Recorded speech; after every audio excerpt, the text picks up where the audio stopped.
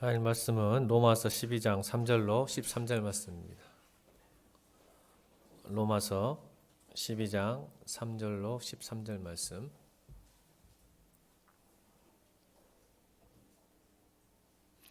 저 여러분 교독합니다. 내게 주신 은혜로 말미암아 너희 각 사람에게 말하노니 마땅히 생각할 그 이상의 생각을 품지 말고 오직 하나님께서 각 사람에게 나눠주신 믿음의 분량대로 지혜롭게 생각하라.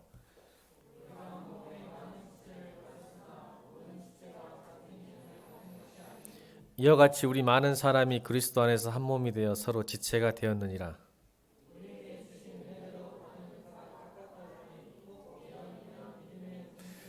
혹 섬기는 일이면 섬기는 일로, 혹 가르치는 자면 가르치는 일로.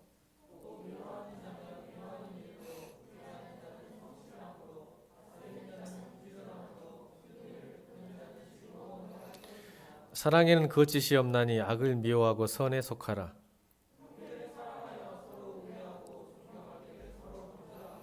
부지런하여 게으르지 말고 열심히 품고 주를 섬기라.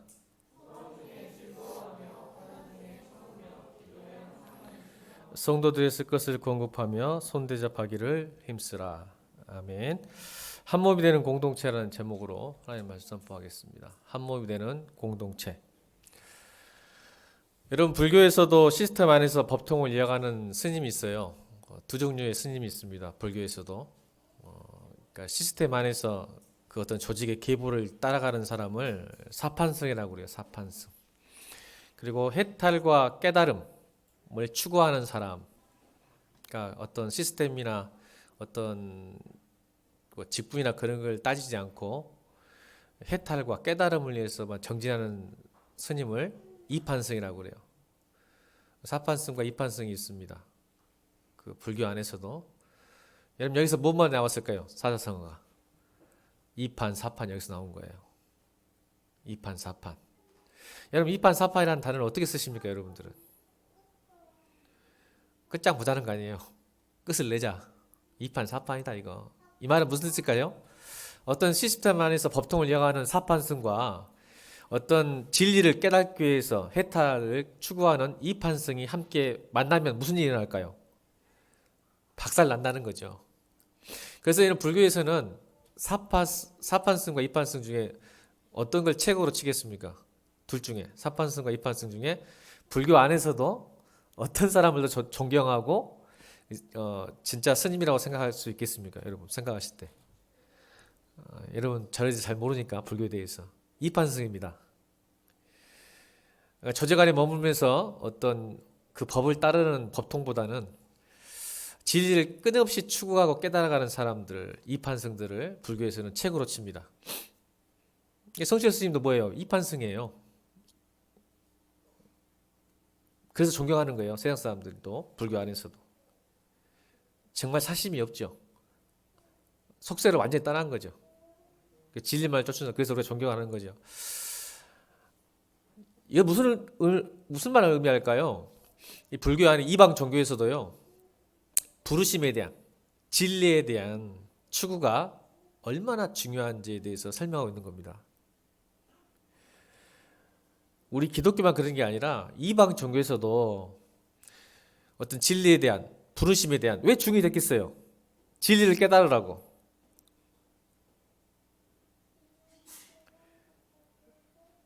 여러분 교회에 왜 오게 하셨을까요? 여러분들을 부르셨을까요? 하나님을 알라고. 진리를 알라고. 그거 아닐까요? 그런데 우리는 다른 데 목적이 많아진 걸 보게 됩니다. 교회 안에서도 사판성이 있죠. 그걸 우리가 정치하신 분들이라고 하는데.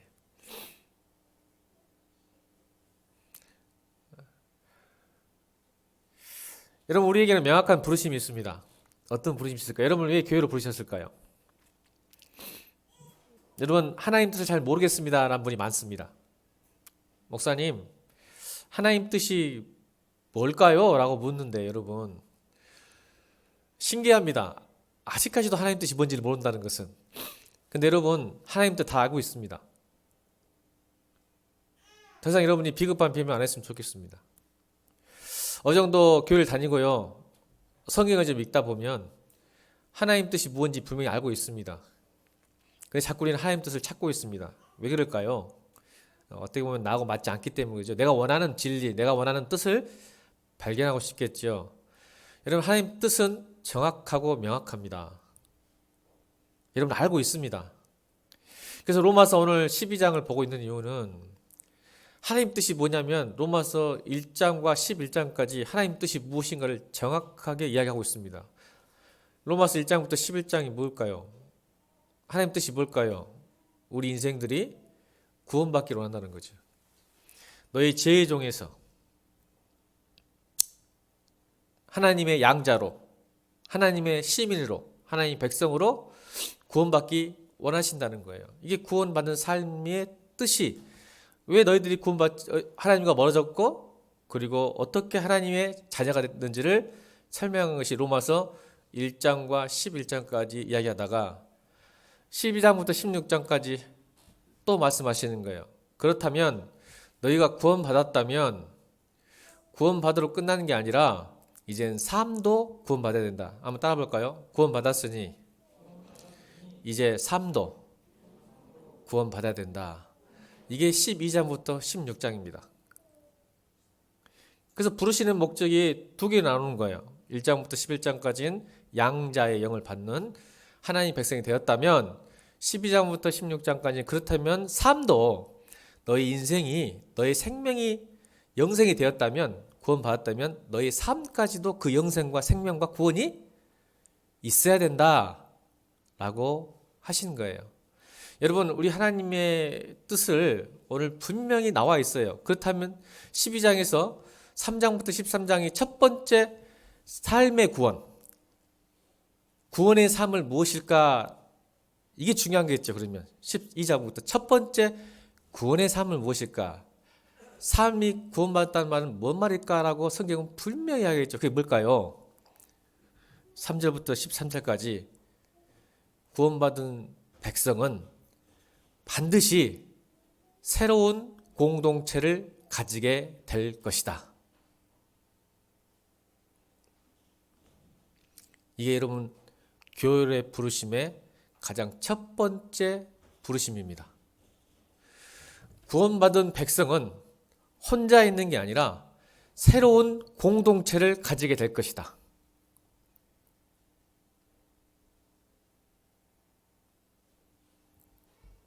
근데 이것을 분별하지 못해요. 깨닫지를 못해요. 그래서 여전히 개인 구원에 머물러 있어요. 근데 왜 그럴까요? 그게 오늘 로마서 12장 1절로 12절이에요. 다시 읽어볼까요? 로마서 1절부터 2절까지 한번 읽겠습니다. 우리 여러분 성경책을 보셔야 됩니다. 시작. 그러므로 형제들아 내가 하나님의 모든 자비하심으로 너희를 권하노니 너희 몸을 하나님이 기뻐하시는 거룩한 산제물로 드리라. 이는 너희가 드릴 영적 예배니라.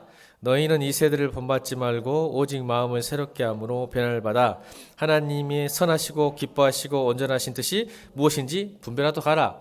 하나님 뜻은 명확한데 분별력이 사라진 거예요. 여러분 다시 말할게요. 하나님 뜻이 없는 게 아니라 하나님 뜻은 분명한데 여러분이 그것을 분별하지 못한다는 겁니다. 흐려진 거예요. 어두워진 거예요. 희미해진 거예요. 이유가 뭔지 아세요? 여러분 구원받았지만 하나님 뜻이 희미해지고 어두워지고 흐릿해진 이유가 뭐냐면 우리가 해야 될 날마다 새롭게 되어야 한다는 그 명제가 깔려 있는 거예요. 한 번 구원받아서 하나님 뜻을 깨닫는 게 아니라 오늘 성경 보세요. 너희는 이 세대를 본받지 마라. 첫 번째 뭐예요? 하나님 뜻을 구별하는 방법 첫 번째는 본받지 않는 거예요. 이 말은 거부하는 거예요. 그러니까 세상의 가치관과 세상의 유행과 풍조들을 거부할 수 있어야 돼요. 그래야 하나님 뜻을 분별할 수 있어요. 두 번째 뭐예요? 날마다 새롭게 돼야 돼요. 새롭게 돼야 되는 거예요. 이 두 가지가 하나님 뜻을 명확하게 분별할 수 있는 우리 일상에서 우리의 삶 속에서 구원받았지만 그러니까 여러분 무슨 뜻이에요? 구원받았지만 세상을 본받고 거부하지 않는다면 하나님 뜻은 내 안에서 사라진다. 두 번째, 날마다 내 영혼을 새롭게 하지 않으면 하나님 뜻을 깨달을 수 있다 없다? 없다. 아는데 흐릿해지고 흐리멍텅해지고 사라지는 거예요. 이게 여러분, 제가 여러분들한테 아침에 드리는, 매일 드리는 그 큐티와 골방에서 드리는 그 기도가 얼마나 중요한지 아세요? 여러분, 이게 율법이라 생각하고 이게 아무 의미 없다 생각하는데 그렇지 않아요, 여러분. 왜냐면요, 여러분, 내가 어디까지 세상을 거부하고 어디까지 순응해야 될지 여러분 아는 능력 있어요? 분별력 있어요? 여러분, 세상이 얼마나 힘들고 변화하고 복잡해요. 그럼 우리는 항상 거부하고 살 수는 없어요. 순응하고도 살아야 돼요. 함께 살아야 돼요. 여러분, 거부하려면 수도원에 들어가야죠. 신학교 가야죠. 세상을 거부하려면 신학교 가야죠. 수도원에 들어가야죠. 근데 여러분, 세상 속에 살면 무엇을 순응해야 되고 무엇을 구별할지 너무 구별하기 힘들어요. 맞아요, 안 맞아요? 근데 저는 자신해요. 저는 믿어요. 여러분, 이 두 가지를 하면 돼요. 날마다 새롭게 하면, 여러분의 영혼을 날마다 새롭게 씻어내면 그 방법의 유일한 방법이 뭔지 아세요? 말씀과 기도에는 없어요. 그러면 우리 말씀과 기도, 내 영혼이 새롭게 날마다 변화하면 하나님께서 세상 살아갈 때 무엇을 거부해야 될지, 무엇을 순응해야 될지를 저는 가르쳐준다고 믿습니다. 그게 지혜예요. 그게 분별력이에요. 근데 우리가 늘 새롭지 못하고 거부하지 못하니까 늘 타협하고 거기에 순응을 살면서 하나님 뜻을 살지 못하니까 늘 갈등과 힘듦과 불안과 두려움 속에 살아요. 이건 아닌데, 이렇게 살면 안 된다 하면서도 타협하며 삽니까? 우리 안에 세상 속에 살면 기쁨이 없어요.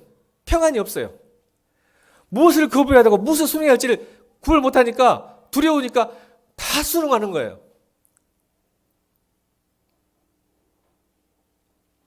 저는 여러분이 거부할 수 있는 능력이 있길 주님을 축원합니다.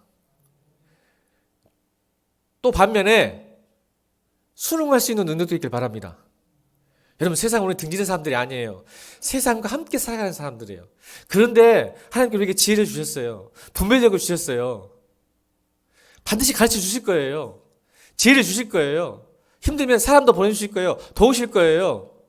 거부하고 힘들 때 하나님 우리에게 천사를 보낼 줄은 믿습니다. 그 능력이 어디서 나오는지 아세요? 날마다 새롭게 돼야 돼요. 여러분, 큐티 포기하지 말고 저녁에 기도 포기하지 마세요. 제가 말씀드렸잖아요. 아침 눈 뜰 때 뭘 찾으세요? 핸드폰 그만 찾고 하나님 오늘 하루도 단 30초라도 10초라도 하나님 찾으세요. 이게 내 영혼을 새롭게 하는 거예요. 여러분, 눈 뜨자마자 핸드폰 찾고 직장 생각하면 뭐가 들어와요? 세상이 들어와요. 그러면 그 세상에 순응할 수밖에 없고 짜증나고 힘들 수밖에 없어요. 저도 그렇게 살아와서 알아요. 아침 출근하기가 너무 힘든 거예요. 왜? 갑자기 눈 뜨자마자 해야 될 일이 우르르 쏟아져 나오는 거예요. 힘들어요, 안 힘들어요, 여러분? 눈 뜨기가 싫어요. 특히 월요일 날은. 눈 뜨기가 싫어, 두려워. 이유가 뭐예요? 눈 뜨자마자 세상이 내 안에 확 들어오는 거예요. 핸드폰이 들어오는 거예요. 그래, 내가 어떻게 새롭게 되겠어요? 그러니까 제가 여러분, 이게 될지 안 될지 모르겠지만 여러분 믿음이 달려있는 것 같아요. 눈 뜨자마자 하나님, 오늘 하루도 주님 뜻대로 살게 해주세요. 주님 보호하심과 인도하심에 살게 해주세요. 내 힘이 아닌 하나님이 도우심과 인도하심을 살게 해주라고 내 영혼을 새롭게 하시기를 주님으로 부탁드립니다. 그러면 여러분, 우리 부르심과 하나님 뜻대로 살 수 있어요. 순응도 하면서 거부하면서 지혜롭게, 다치지 않고, 여러분 상처받지 않고, 저는 그걸 믿습니다.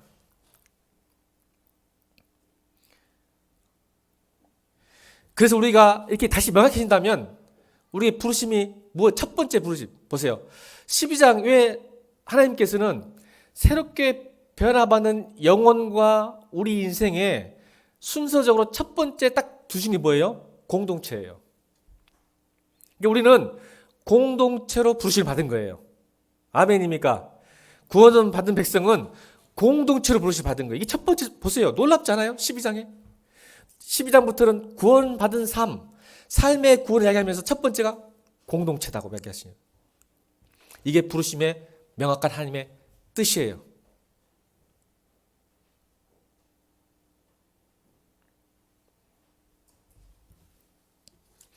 여러분, 오늘 본문은 여러분 알다시피 우리의 부르심은 공동체 섬김이에요. 너희들 왜 구원받는지 아니? 공동체 안에 서로 섬기려고, 서로 사랑하라고 내가 불렀다. 아멘입니까? 여러분 이 앞에 순종했으면 좋겠어요. 이 말이 흐리멍텅해지고 믿어지지 않는다면 여러분의 마음이 지금 우리 영혼을 말씀과 기도로 세척하기를 주님으로 축원합니다. 여전히 거부하고 싶고 이 말이 믿어지지 않고 아니다고 고백할 수 있는 것은 이런 말씀 전체를 부인하는 거 똑같잖아요. 너희 공동체에 섬기러 왔다 너희들. 왜 그럴까요? 여러분 그리고요 14절부터 21절이 보세요. 순서가 있어요. 교회 공동체를 향해서 먼저 섬겨라. 그 다음에 14절부터 21절이면 세상을 향한 공동체. 달라요. 잘 보세요. 구조, 12장 구조를. 왜냐하면 여러분 교회 공동체를 통해서 여러분 훈련 받으셔야 돼요. 배우셔야 돼요. 어떻게 섬겨야 될지, 어떻게 사랑해야 될지, 어떻게 봉사해야 될지 배우고 난 다음에 세상으로 나가라. 여러분 공동체 안에서도 그 섬김과 사랑과 봉사가 없으면 여러분 세상 나가 실패해요. 여러분 세상을 무시하는 게 아니에요. 하나님께서는 우리 이 공동체를 통해서 서로 훈련시키셔서 배우게 하셔서 연단시키셔서 세상에 나가서 정말 멋진 크리스찬이 되기 위해서 이 땅에서 훈련시키는 거예요. 이 교회 안에서. 아멘입니까? 그래서 순서도 먼저 형제에게, 먼저 교회에게 섬기고 충성하고 사랑하고 열심히 품고 돕고 격려하고 즐거워하고 믿음의 분량대로 믿음의 분수대로 하나님이 주신 은사대로 섬겨라. 그 섬김이 세상을 향한 나간다면 그 섬김 때문에 너는 성공할 수 있다. 여러분을 위함이에요. 여러분 영어에 보면 이런 말이 있어요. Nice guy finish last. 영어 속담이에요. Nice guys finish last. 착한 놈은 항상 꼴찌다. 마지막에는 꼴찌다. 이 말입니다. 착한 사람은 꼴찌가 된다는 뜻이에요. 이게 세상의 가치관입니다. 왜 그럴까요? 정해진 규칙, 매뉴얼대로 착하게 살면 남에게 이 경쟁 사회에서 뒤처지게 된다. 꼴찌가 된다는 뜻입니다. 여러분 이게 세상의 가치관이에요. 근데 하나님은 부르심을 목적이 뭐냐면 아니다. 네가 착한 놈이다 이 말이에요. 신기하죠? 세상은 착할수록 꼴찌가 되는데 성경은 착할수록 하나님이 기뻐하시는 거예요. 사랑하시는 거예요. 그래서 여러분 그 세계 3대 경영대학원 중 하나인 와튼스쿨, 여러분 들어보세요. 유명한 학교예요. 와튼스쿨의 최연소 종신 교수인 애덤 그랜트 교수가 Give and Take라는 책을 썼는데 그 책에서 다른 사람을 위해 베풀고 양보한 사람은 이 사회에서 성공할 수 있을까? 이 질문. 다른 사람을 위해서 베풀고 양보하는 사람은 이 사회에서 성공할 수 있을까라는 이 명제를 답을 내기 위해서 책을 쓴 게 Give and Take예요. 그 책에서 이렇게 말해요. 성공 사다리의 꼭대기에는 타인의 입장과 이익을 헤아려주는 이타적인 사람이 있다고 주장합니다. 그 책에서.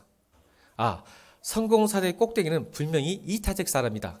이기적이고 개인적인 사람이 아니라. 그 이유를 책의 내용을 제가 읽어드리겠습니다. 그랜트 교수가 했던 책의 내용을. 베푸는 사람이 성공하는 이유. 베푸는 사람은 사람들과 경쟁관계를 만들지 않아서 주변에 적이 별로 없습니다. 그는 자기 이익에 따라 움직이지 않기 때문에 동료들이 그의 의견을 지지합니다. 사람들은 그에게 이끌립니다. 사람들은 그를 신뢰하고 도와주려 하고 함께하고 싶어 합니다. 결국 베푸는 사람이 가장 오래가는 사람입니다. 저는 이 말에 동의합니다.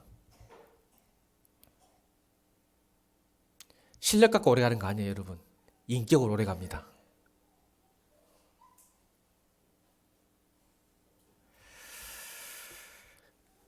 성경은 자기 이익만 챙기는 이기적인 사람보다 다른 사람을 도와주고 베푸는 사람이 더 형통하다는 것이 꾸준히 이야기하고 있습니다. 자, 마가복음 9장 35절 한번 읽어볼까요? 마가복음 9장 35절 시작.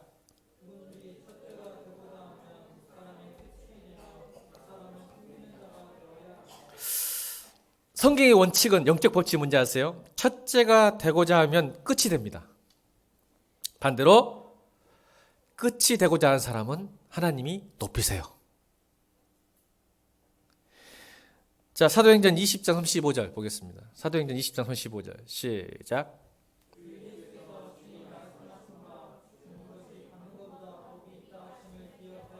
아멘. 성경은 받는 것보다 주는 자가 복이 있다는 겁니다. 오늘 제가 이 로마서 3장 전체를 설교할 수 주제가 굉장히 길지만 이 정신과 태도를 설명하고 마치려고 그래요. 은사에 대해서 설명하기엔 너무 짧은 시간이니까 언제 기회가 되면 어떤 은사에 대해서 설명하겠지만 하나님께서는 우리에게 각자의 은사를 주셨습니다. 서로 사랑하고 격려하고 섬기기 위해서 충성하고 봉사하기 위해서 주셨어요. 그것을 주는 거예요. 여러분, 오늘 성경은 믿음의 분량대로 믿음의 분수대로 하겠지 없는 것을 주는 게 아니에요. 따라합시다. 우리가 봉사하는 것은, 우리가 섬기는 것은 하나님 주신 은사와 하나님 주신 달란트와 하나님 주신 능력으로 섬기는 것이다. 그러니까 여러분 오해하면 안 돼. 근데 여러분 교회 안에는 이런 게 있어요. 자기는 할 수 없는데 하려고 하는 사람이 있어요. 이것도 문제예요. 자기는 그게 안 되는데 막 하려고 하는 사람도 있어. 또 반대로 할 수 있는데 안 하는 사람이 있어요. 이 둘 다 문제예요. 이거 둘 다 교만이에요. 다시요. 여러분 교회 공동체를 보면요. 자기 은사를 분별하는 법이 있어요. 여러분 어떤 사람이 가르치는 은사가 없는데 자꾸 가르치려고 그래. 그럼 그 누가 할까요? 자기만 몰라. 근데 여러분 제가 목사님이 가르치는데 성경 공부하는데 가르치는 사람 없고 나만 나는 잘 가르쳐. 근데 제 양들이 성경 공부하는 사람들이 목사님 만나면 피곤하고 듣기도 싫고 피곤하고 뭔 소리인지도 모르겠고 한다면 이게 가르치는 은사가 있는 겁니까? 근데 끝까지 가르치고 싶어 해. 이렇게 여러분 공동체에서 자기 은사를 발견하는 거예요. 또 반대로 할 수 있는데 게을러서 안 해요. 하기 싫어서. 이것도 문제예요. 그러니까 여러분 우리 안에는 우리가 주신 은사대로 받은 분량대로 섬겨야 돼요. 그래서 하나님께서 여러 다양한 사람을 통해서 교회를 세워가는 거예요. 그죠? 찬양의 은사 있는 사람 찬양으로, 섬김의 은사, 구제의 은사, 선교의 은사, 전도의 은사, 가르치는 은사, 이 애언의 은사, 치유의 은사, 이 모든 것을 섬기는 거예요. 그러니까 여러분 주의하세요. 없는 것 같이 하면 문제가 생겨요. 힘들어요. 주위 사람들이. 없는 은사를 찾고 하려고 하면 욕심은 많아가지고 막 나 없으면 안 돼 이라는 사람도 있어요. 우리 교회는 없어. 서로 안 하려고 그러지. 우리 교회는 큰일 났어. 서로 안 하려고 그러지. 우리 교회는 좀 서로 하려면 좋게 제발 부탁인데 좀 은사도 없어 좋으니까 한번 좀 해보려고 해봐. 다른 교회는 없는 사람들이 막 나 아니면 안 되라는 식으로 나타나서 문제가 나는데 우리 교회는 은사가 있는데 안 하려고 하더라고. 이게 문제야.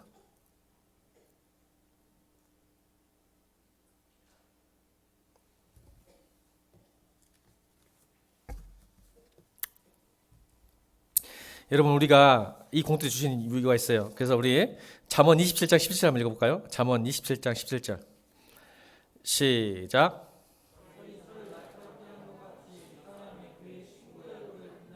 이게 뭐예요? 자신의 은사를 확인하는 방법이 친구를 통해서 공동체를 통해서 아는 거예요. 내가 이런 은사가 있구나 인정해주고 칭찬해주면 내가 이런 은사가 있고 이것을 섬기는 거지 없는 것을 있는 것처럼 이런 부작용이 일어나요. 힘들어요 주변에서. 그 열매도 없을 거고. 그래도 여러분이 그것이 있다고 말한다면 목사님이나 주변 사람들이 말한다면 여러분 그것을 섬기길 주님으로 축원합니다. 이게 하나님이 기뻐하신 일이고 부르신 여러분을 교회로 부르신 하나님의 명확한 뜻이에요. 아멘입니까?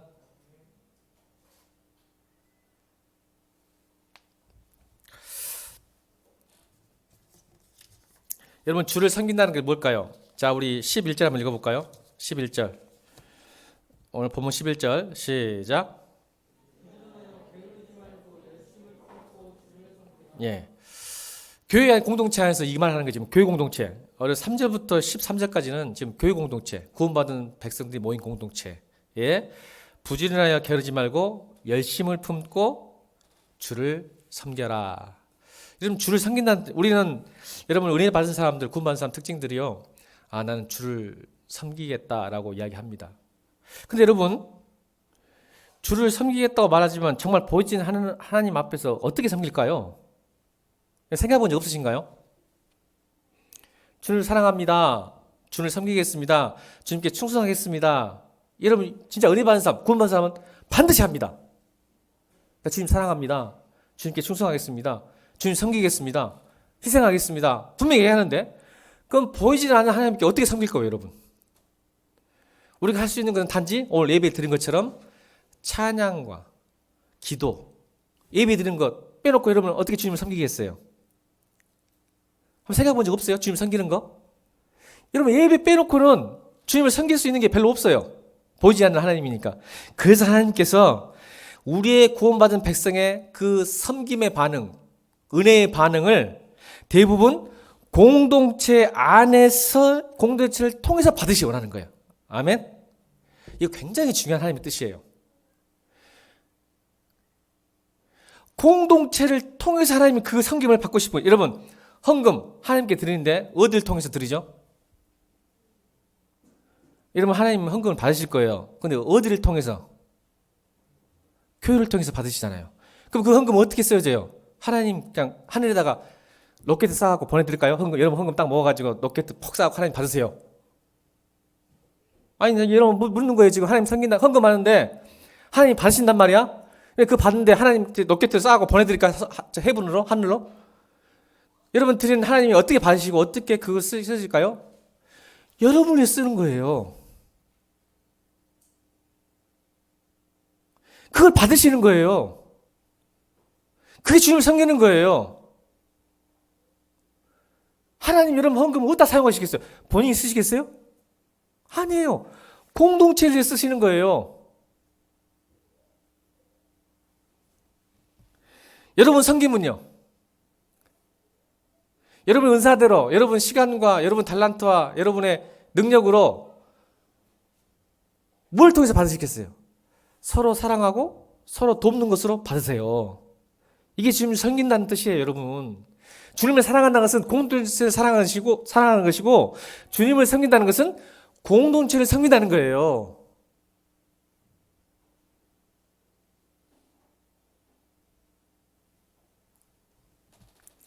그래서 여러분 마태복음 25장 이 말씀하셨죠. 임금이 이 비유를 하셨어요. 마태복음 25장에 임금이 의인에게 이렇게 말합니다. 어떤 사람에게 불러다놓고 임금이 왕이 내가 죄일 때 너희가 먹을 것을 주었고 목마를 때 마시게 하였고 나그네 됐을 때 영접하였고 벗었을 때 옷을 입혔고 병들었을 때 돌아보았고 옥에 갇혔을 때에 와서 보았느니라. 이때 그 의인이 질문해요. 언제 저희들이 그렇게 했습니까? 임금이시여. 그때 임금이 다시 대답합니다. 여기 내 형제 중에 지극히 작은 자 하나에게 한 것이 곧 내게 한 것이다. 여러분이요 줄인 사람에게 먹을 걸 주면요 지금 주님께 하고 있는 거예요. 목마를 때 누군가를 마시게 한다는 것은 지금 주님께 한 거예요. 누가 나가게 됐을 때 영접하고 환대해주고 먹을 걸 주고 옷도 주면요 주님께 하신 거예요. 병들었을 때 돌아보고 살펴주고 기도해주는 거 주님께 하는 거예요. 주님은 그것을 보시는 거예요. 여러분 공동체 하는 모든 행위가 그러니까 여러분 공동체를 무시하면 주님을 무시하는 거예요.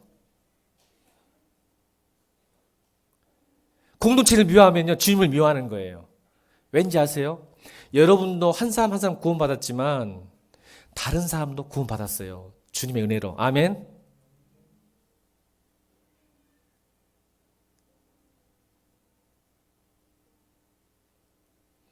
이 뜻이 명확하지 않고 알지 깨닫지 못하는 것은 우리 눈이 지금 흐릿해 있다고요. 새롭게 변화받지 못하고 있다는 거예요. 변화받았지만 흐려져 있어요. 지금 우리 마음, 영혼이.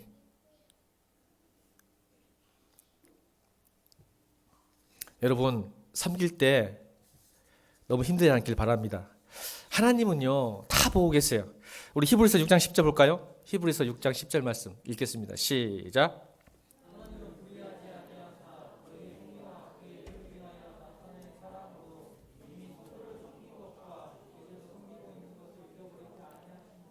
하나님은요, 여러분, 우리가 섬기고 봉사할 때 티가 안 날 때가 있어요. 칭찬 못 받을 때 있어요. 잘 들으세요. 우리가 교회에서 섬길 때 티도 안 나고요. 칭찬도 못 받고 인정도 못 받을 때가 있고, 심지어는 내가 섬기고 봉사할 때 상처받을 수 있어요. 그죠? 있어요, 없어요? 있어요. 그래서 여러분이 봉사하기 싫은가 봐요. 내가 뭔가 좀 주면 좀 돌아온 게 있어야 하는데 오히려 상처로 돌아온 교회 공동체가, 그게 우리 나약한 교회, 지금 현재 교회 모습이에요. 사실은 다 죄인이니까. 우리가 호의를 베풀었는데 상대방이 오히려 나쁘게 반응하는, 그러면 그것이 싫으니까 아예 아무것도 하지 않는, 이걸 성경에 오늘 11장의 게으름이에요. 게으름. 여러분 명심하세요. 근데 하나님은 잊지 않으세요. 할렐루야. 이게 복음이에요. 다시 읽읍시다. 우리 히브리서 6장 10절 시작.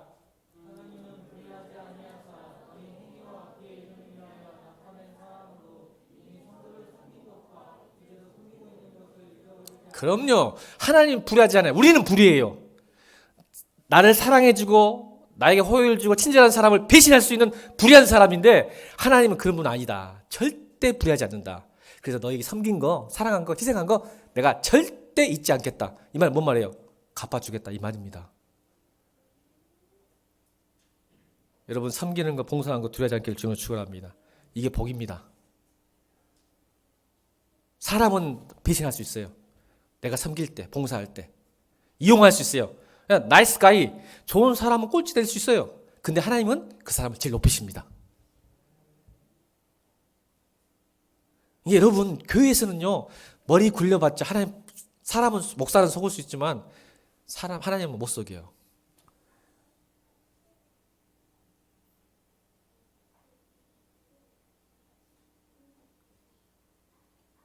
이게 내가 왜 지금 꼴찌에 있는지, 왜 복을 못 받고 있는지 살펴보셔야 돼요.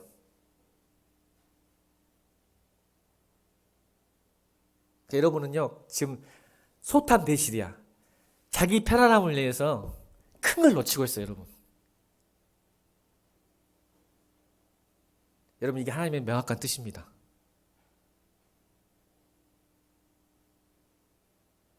하나님은 절대 잊지 않으십니다. 여러분, 3절 읽겠습니다. 3절. 그러면 어떻게 한 몸이 될까? 간단하게 설명합니다. 어떻게 한 몸이 될까? 3절 읽겠습니다. 시작.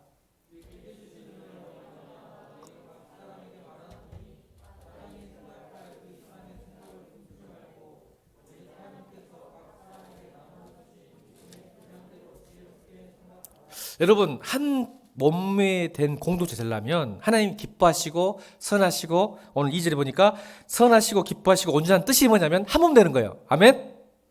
공동체가 한 몸 되는 거예요. 아멘입니까? 2절, 하나님의 선하시고 기뻐하시고 온전한 뜻을 분별하는데, 그 분별이 뭐냐면 공동체가 하나 되는 거구나. 그러니까 여러분, 교회가 하나님을 기뻐하게 하는 이유는 하나 되면 돼요. 하나 되면. 선교 열심히 하면 뭔 소용이 있어요. 여러분, 나 이제 미안한 이야기지만 선교 전도 열심히 하고 분열하고 싸우고 그러면 하나님이 가슴 아파한다니까요.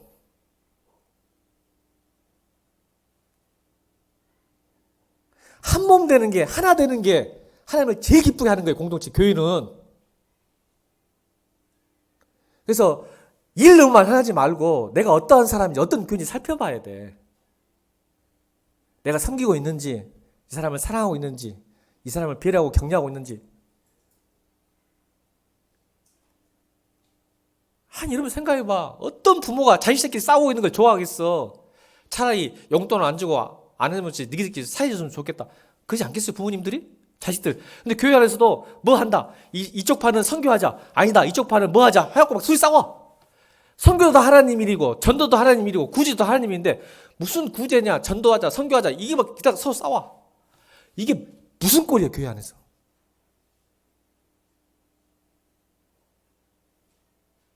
어떤 팀은 이거 해야 된다고. 미안해, 경호이. 왜 이렇게 우리 교회는 찬양이 약하대? 또 우리 동호는 우리 교회는 이렇게 구제가 약하대. 또 요나는 뭐라 그럴까? 왜 이렇게 사랑이 없대, 우리 교회는? 나눠줘. 사랑을 더하자. 우리 찬양을 더하자. 기도를 더하자. 싸워. 기도파와 찬양파. 진짜 있어. 기도파, 찬양파. 그러면 뭔 소용이 있냐고. 자기가 좋아하는 것만, 자기가 받은 은사 보세요.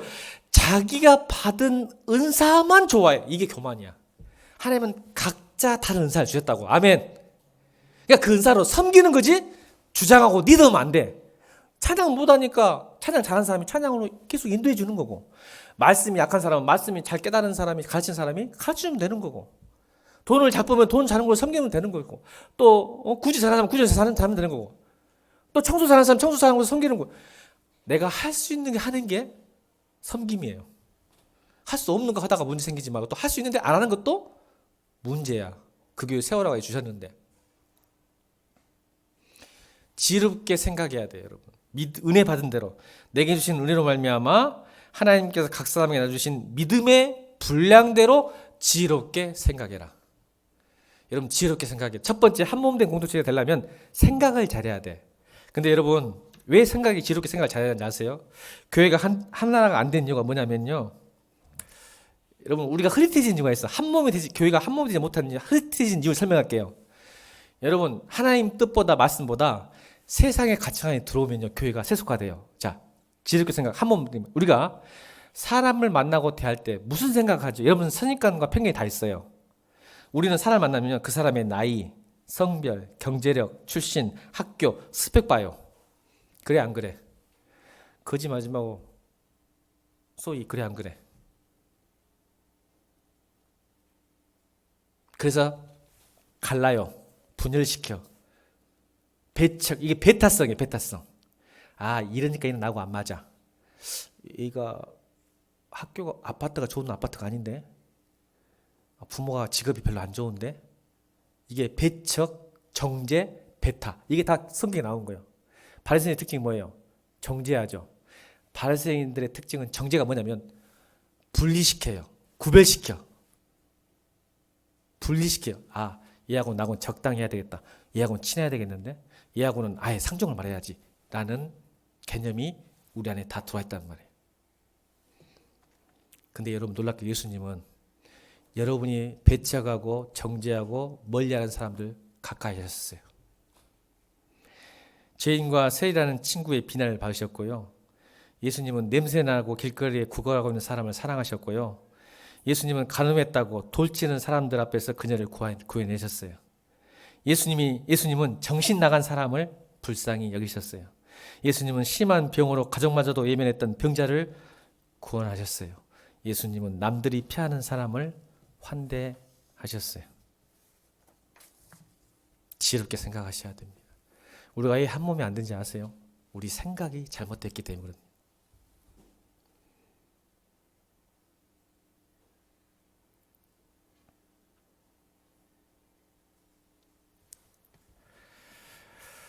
여러분, 우리는 지금 한 식구인데, 자, 잠오죠? 목사님 소개 못 해가지고. 자기 오른손 들어가지고 자기 뺨 한번 때려보세요. 깨라고. 자, 안 한 사람 다 할 거야. 자, 설교 재미없잖아. 설교도 못하니까. 자, 들었어요. 뺨 한번 때려봐. 자기 뺨. 안 때리는 청년이 있네. 자, 자기 뺨을 때렸어. 아파 안 아파? 아프죠? 안 아프게 때렸구나. 아파요. 근데 자기 뺨을 때린 건 누구 잘못이에요? 자, 누구 잘못이에요? 자기 뺨을 때리는데 누구 잘못이야? 소희야, 경훈이가 때렸어? 네가 때렸잖아. 여러분, 한 몸이 이거예요. 한 몸은요, 내가 오른손이 잘못하면 누구 잘못이에요? 오른손으로 차 백미러를 깼어. 기분 나쁘니까. 그래서 경찰에 걸렸어. 자, 누구 잘못이요? 오른손 잘못이요? 내 잘못이요? 대답을 하라네. 오른손 잘못이요? 내 잘못이요. 경찰서 갔어. 그래서 오른손만 감옥에 가고 나는 나와 있으면 나오면 되겠네.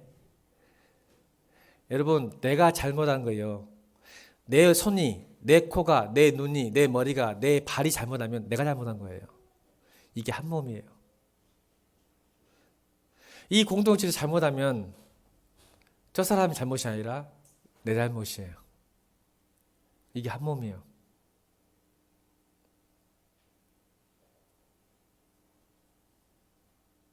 같은 공동 책임을 짓는 거야. 생각하셔야 됩니다, 여러분. 참된 기독교는, 참된 교회는 경계선이 없는 곳이에요. 어느 누구도 와요. 모두 죄인이 오는 곳입니다. 의인이 오는 것이 아니에요. 내가 의인을 부르러 온 것이 아니라 죄인을 부르러 왔다고 하셨어요. 이 교회는요, 어떤 사람도 올 수 있는 곳이어야 됩니다. 그리고 여러분, 그것을 환대할 때 예수님을 환대하는 거예요.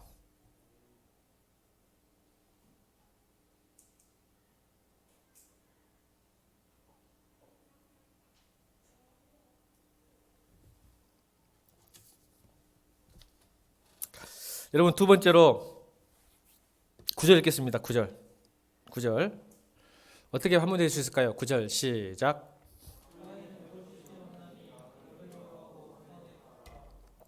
사랑에는 것이 없나니 악을 미워하고 선에 속하라. 여러분, 사랑에도 것이 있다는 뜻입니다. 이 말이에요. 여러분, 성경을 잘 읽어야 돼. 사랑에는 거짓이 없다니라 했는데 이 말은 사랑도 거짓 사랑이 있다 없다? 있다는 뜻입니다. 한 몸이 되려면 거짓 사랑을 버리라는 거예요. 여러분, 우리도 사랑해요. 섬겨요. 근데 그게 거짓이에요. 있다는 거야. 그러니까 사랑은 거짓말하지 마라. 거짓 사랑을 베푸지 마라. 그런 척 하는 거예요. 사랑하는 척, 섬기는 척 하지 말아라. 여러분, 로마서 1장에 보면 우리가 타락한 마음, 상실한 마음, 생각이 허망하여서 미련한 마음에서 수많은 1장 읽어보세요.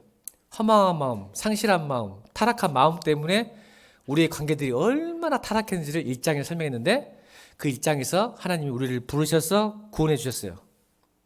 그래서 종의 죄종 상태에서 해방된 상태를 구원이라 그래요.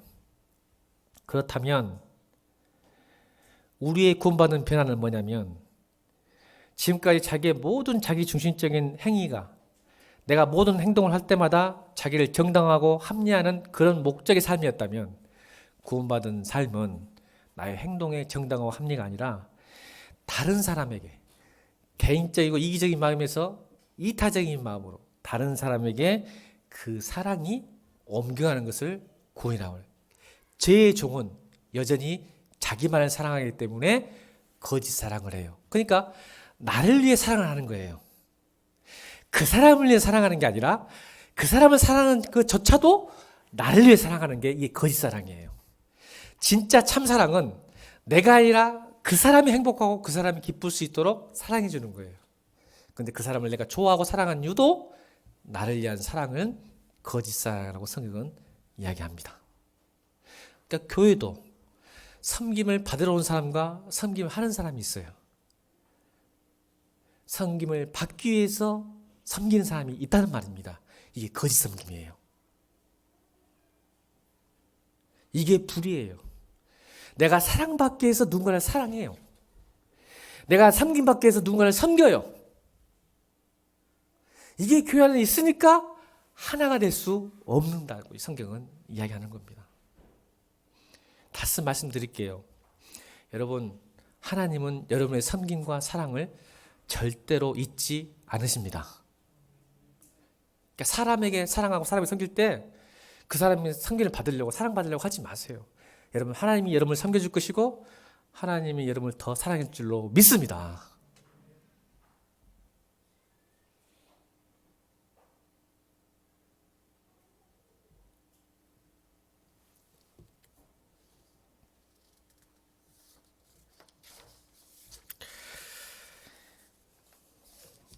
여러분 12절 읽겠습니다. 12절. 세 번째 12절 시작.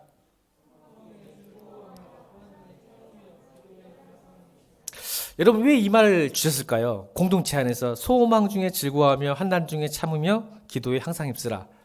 따라합시다. 섬기고 봉사하는 것은 굉장히 힘든 것이다. 하나님도 아세요.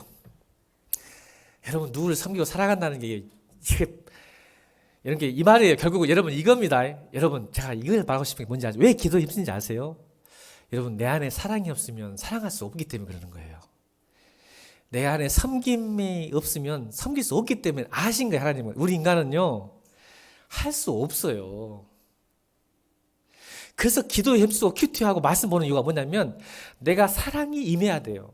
하나님의 사랑과 하나님의 섬김을 받게 되면요, 그 사랑과 섬김으로 공동체를 섬기는 것이지, 그 은혜가 끊어지면 여러분 사랑할 수도 섬길 수도 희생할 수도 봉사할 수 없다는 것을 하나님이 아신 거예요. 그러니까 소망 중에 즐거워하며 환난 중에 참음. 환난이 뭐예요? 섬기다가 봉사 사랑하다가 고통 당한다니까요. 그래도 참아라.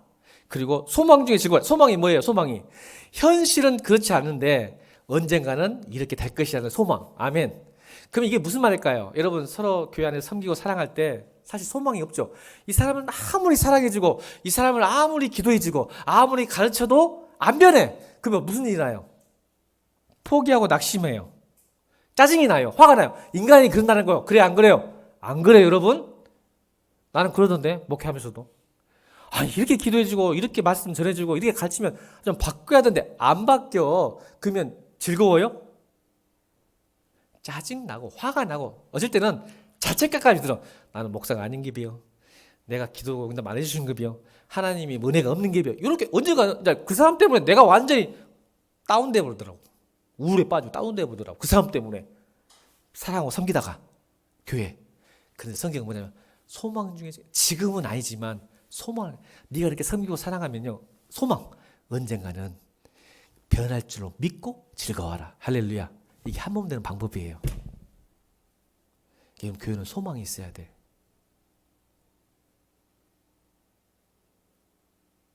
그리고 고통 중에 참아야 돼. 그 기도에 힘쓰는 게 뭐예요? 야, 내가 사랑하고 섬기는 힘은 나에게 있지 않구나. 아멘. 진짜입니다. 여러분, 공동체 섬기는 거 쉽지 않아요.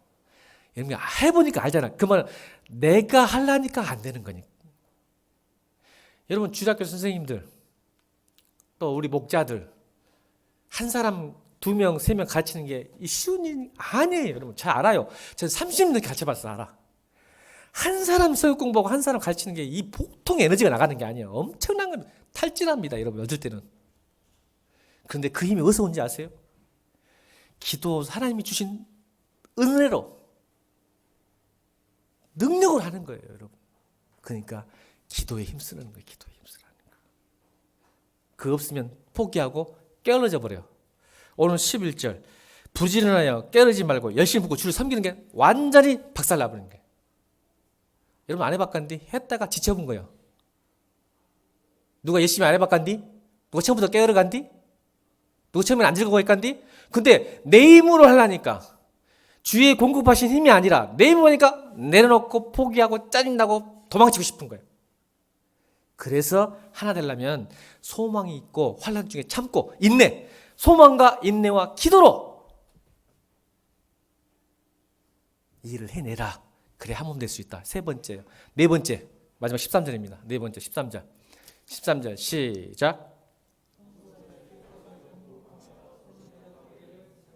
아멘.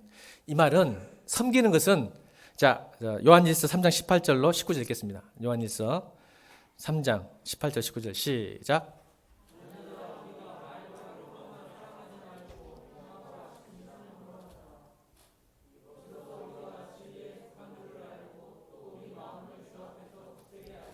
여러분, 이 말씀이 요한일서 3장이 굉장히 중요한 게 뭐냐면, 자녀들아, 우리가 말과 혀로만 사랑하지 말고 행함과 진실함. 그러니까 13절이 뭐예요? 13절은 실제적 섬김, 도움. 그냥 말로 혀만 우리 사랑할 수 있어요. 성경은 그렇게 맞아요. 우리 기독교는 추상적이고 관념적이잖아요. 섬김이 뭔지 아니? 성도에 쓸 것을 실제적으로 공급하고 손대접하기를 힘쓰라고 했어요. 말로만 힘드시죠? 힘들지? 기도해 줄게. 버텨라. 말도 중요해. 물론 나쁜 저주의 말면 낫겠지. 힘들지? 괜찮아. 하나님 복 주실 거야. 이것도 좋은 방법이지만 한 몸이 되려면 실제적인 도움을 주라는 거예요. 그럴 때 요한일서 3장 19절에 우리가 어디에 거한다고? 무서운 말입니다. 요한일서 3장 19절 말씀. 진실함과 행함을 할 때 실제적 도움을 줄 때 하나님 우리에게 말씀하세요. 19절 시작.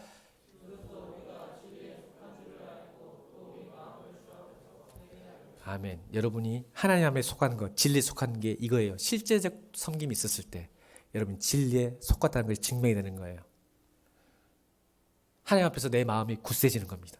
믿음이 강건해지는 겁니다. 실제적 도움을 주었을 때. 이게 우리가 한 몸 되는 4가지 원칙이에요. 여러분 생각을 잘 하세요. 배타성 구별하지 마세요. 여러분 몸을 구별해봤자 뭔 소용이 있어? 왼손 보고 이렇게 못생겼냐? 그러면 누가 못생겨진 거야? 다시요. 왼손 보고 이렇게 못생겼냐? 이렇게 짧냐? 이렇게 통통하냐면 그건 뭔 말이지? 누구 요구하고 있는 거야?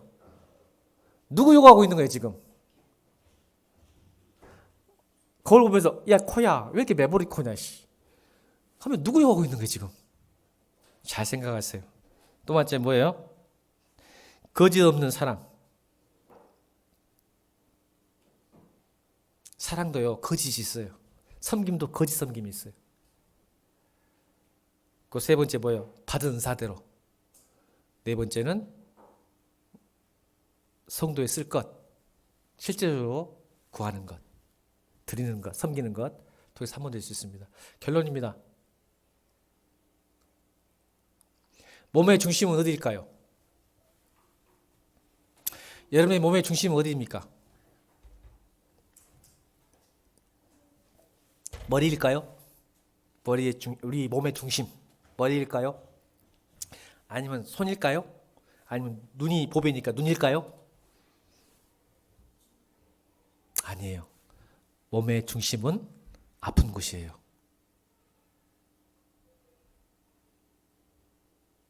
여러분 몸의 중심은 아픈 곳이에요.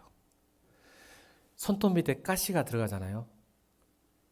여러분 손톱 밑에 가시가 들어가면 몸의 중심이 다 이 몰려 있어요. 그래요, 안 그래요? 자, 머리가 아파요. 몸의 중심이 다 모든 생각이 다 어디로 가요? 머리로. 그럼 발이 아파요. 여러분 모든 생각이 다 어디로 갈까요? 발로 가요. 튀는 하나만 있어도 손톱에 가시 하나 박혀도 이빨이 좀 아파도 모든 에너지와 생각이 다 그리 갑니다. 여러분 교회는 힘들고 아프고 외로운 사람이 중심이 돼야 돼요. 그러니까 아픈 척 좀 하세요. 괜찮은 척 하지 말고. 괜찮으니까 아픈 척해야 기도해주고 격려해주고 도와주지 그런 척 하지 않기를 주님 축원합니다. 우리 교회는 그렇게 만들고 싶지 않아요. 하나님 앞에서. 다시요. 몸의 중심은 아픈 곳이에요. 정말 힘들고 아프면 말씀하세요. 다 공개적으로 못하면 저한테 말씀을 솔직하게. 그럼 여러분 제가 돕는 방법을 고민하고 생각해 볼게요. 우리가 함께 할게요. 그게 한 몸 된 공동체입니다.